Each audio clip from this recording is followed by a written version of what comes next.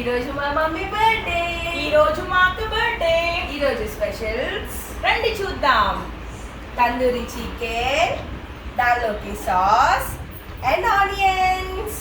Chilli chicken, butter naans, దానిలోకి chicken curry.